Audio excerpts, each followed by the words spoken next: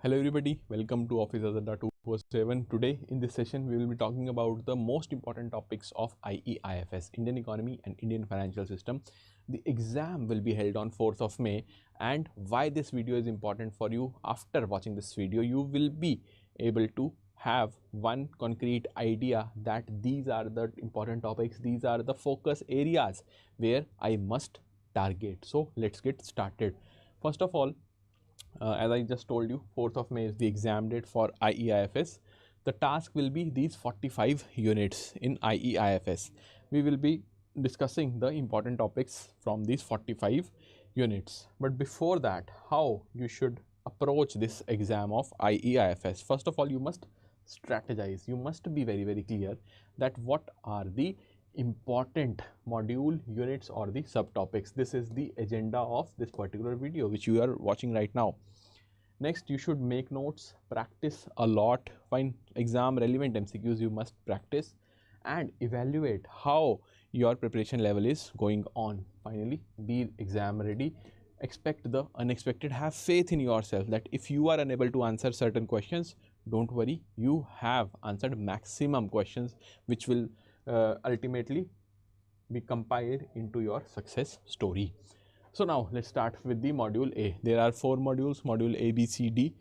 From module A, you will have good amount of questions which will range in somewhere between 15 to 17 on an average. This is the number of questions based on the PYQs which we have shortlisted, that these are the number of questions which we expect can be asked from this particular module of Indian economic architecture.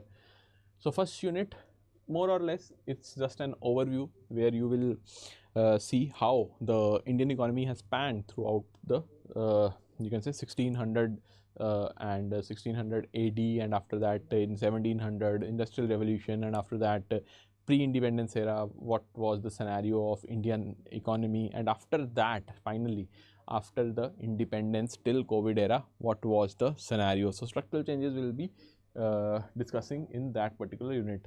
Important topic, is there any important topic as such in unit 1? No, there is not an important topic. When we move on to unit 2, there is one important topic, that is sunrise sector of Indian economy. You must cover this topic because repeatedly question has been asked from this particular area.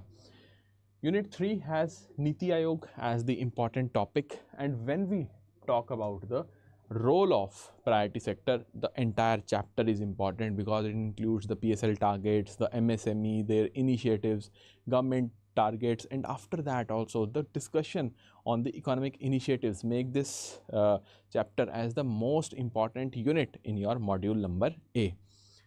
Infrastructure, unit number 5, again the health, education and family welfare topics are important. Globalization, you must be very clear in the concepts of protectionism as well as deglobalization. So overview, if you see, then unit number 4 is the most important unit where you must focus. If you haven't read, if you have not covered this unit yet, I would highly recommend that start with unit number 4. It will fetch you good number of marks. Economic reforms, more or less similar, you can say number of questions can be expected from unit number 7 as there were in unit number 1. Okay, unit 1, unit 7, more or less they are not that important. When we talk about unit number 8, that is FTP, FDI, foreign investments, FIIs and the recent trends, this unit becomes an important unit. After unit number 4, this is the unit where you should focus upon. Then International Economic Organization, that is your IMF, your WTO and World Bank Group, all these are important. Climate change, sustainable development goals, SDG 11 per se is the most important SDG which has been discussed in this particular unit. Issues facing Indian economy, again 2 or 3 facts here and there related to the inequality in rural areas and urban areas are important, otherwise it is not that important. So unit number 4, unit number 8, 9th and 10th you must target. After that, when we move on to module B, which is related to the banking scenario, and not directly, you won't be able to see that we are talking more about the rate of interest. No, here we will be talking more about the core economics concepts and how we will relate those concepts with the rate of interest at a later stage. But initially the unit 15 will be the theories of rate of interest. Initially unit number 12, from where the module B will start, it talks about the economics as whole, as a subject. And in economics, what you have microeconomics, macroeconomics, and various classes of economy, that what types of economy are there in a global economic scenario. So these are very important, the types of economies, mixed economies, micro and macroeconomics concepts. Then supply and demand, a small chapter, but interpreting the changes in price and quantity is very important. 14th unit, money supply and inflation. Here measure of money supply and measure of inflation, both are very important. Measure of money supply means M0 till M4. What are the formulas? They are very important. Mark this, very important. Then, as I told you, theories of interest will begin from unit number 15th, and here the entire chapter is important. You cannot just pick and choose from here. Here you must focus on each and every concept because everything is interrelated. Unit 16 talks about the business cycle, and the phases of business cycle is an important area where you must focus on. Monetary policy, fiscal policy, again the entire unit is important. So all the text which has been marked in the red color, it holds prime importance. After that, it's up to you how you want to manage the syllabus. SNA, that is System of National Accounts and GDP concept. Here you need to stick to the basics only. Fine. The GDP computation, that is one of the topic, you can say. This topic is very important. All the formulas will be of prime importance. Union budget, you should ideally cover union budget under fiscal policy only, but IIBF has set another chapter, a separate chapter for this particular topic. So unit number 19 will be union budget, the planned expenditure and deficit concept. What do you mean by revenue deficit? What is the primary deficit and what is the fiscal deficit? The differentiating factors you must be aware of. Okay.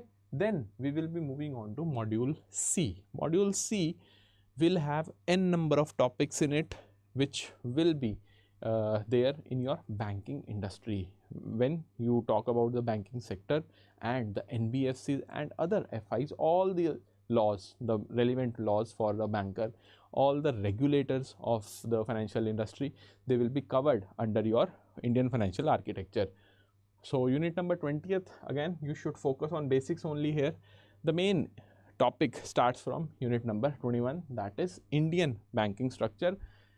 All the type of banks, be it LAB, that is local area bank, RRBs, cooperative banks, their types, then payment bank, small finance bank, all these are very important.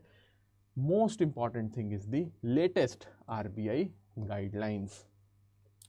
Then we talk about the banking laws. Now, how banking laws have changed the economy of India, that is of discussion, a very relevant discussion point. But here in this chapter, unit number 22, you must focus on the facts. So banking law, RBI Act 1934 and Banking Regulation Act 1949. Then DFIs, the Development Financial Institutions, NABARD, EXIM, SIDBI, NHB, all the facts, all the features of DFIs you must remember. Then let's move on to unit number 24. Again, a very important unit, MFIs, microfinance institutions. Here also you should focus on the data points. Fine, the data, the establishment years, and what is the objective of these institutions. All these things you must memorize. Along with that, what is the difference between SHG and JLGs? NBFCs, here the most important topic is the SBR, that is scale based regulation, where RBI has assigned a glide path to the NBFCs. When we talk about insurance companies and your reforms and developments in banking sector, these two units are not that important, not that exhaustive, but yes, you cannot ignore them as such. Unit number 27 will talk about the regulators and their roles. All the regulators, be it RBI, SEBI, PFRDA or IRDAI, all the four are important. All the relevant facts you must remember. Then we move on to the most important module, that is module D. And when I say that it is the most important module, you must keep one thing in your mind: you cannot skip anything from this module. Okay, all the chapters are important. Here if you will be very choosy, that you will pick and choose the topics and after that you will be covering this whole module, then no, that is not a wise strategy.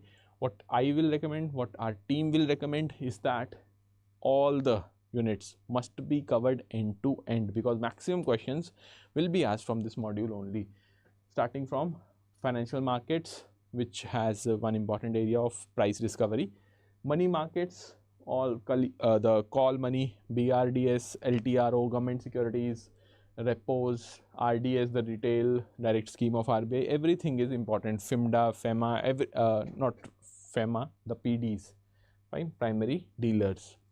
Capital market, stock exchange, then we have fixed income markets, foreign exchange market, interconnectedness, merchant banking services, and your derivatives market. Although these chapters are not that exhaustive, so the scope is very limited, that out of 5 pages, how many questions will be asked? They can ask only 1 or 2 questions, but will they ask those questions? Yes, probability is very high. Forfeiting, then we have factoring, then trade receivables, discounting system. All these are very important for our understanding also and for the exam as well. Venture capital, then we have lease finance, hire purchase, credit rating and credit scoring. Mutual fund, insurance products, pension products and para banking services. This is the area where I assume that most of the bankers will be comfortable, because on daily basis the cross selling is happening in the banks and the information is already out in the market. Then we have the last chapter, real estate investment trust, REITs and infrastructure investment trust. The basic difference and in which market they deal, that you must remember. So overall, this was it from my side. If you talk about the important topics, if you have any doubt, you can just ask me in the comment section. Okay, so the Super 30 residential program, which we have come up with, and what all will be covered here. See, n number of queries have been raised. Fine, first of all, let me just tell you this thing. On daily basis, we are receiving many queries that what is the use of Super 30 residential program. See, many bankers have reached out that we are facing difficulties while you can say managing the time, the office time, and after that attending the classes before the office time also. So you should come up with one you can say mode of information or mode of class where we will come to your office or your classroom and then study. So here all the bankers who will be shortlisted, only the 30 bankers as the name suggests, they will come to the classroom of Adda 247 in Gurugram, and we will conduct offline classes. Fine. What will be the duration? The duration will be 9 days, starting from 12th April till 20th of April. And what is the USP here? You will get everything in these 9 days. Our team will try its level best to cover entire syllabus, the most important points which will fetch you maximum marks in the JAIIB examination, which will start from May 2025. So do not waste your time in searching for various courses. We have come up with one-stop solution, that is Super 30 residential program. Do enroll in the program because seats are very limited. Okay, so in case still there are any doubts, you can just ask me in the comment section. Till then, goodbye, take care. Fine, we'll meet in the next session.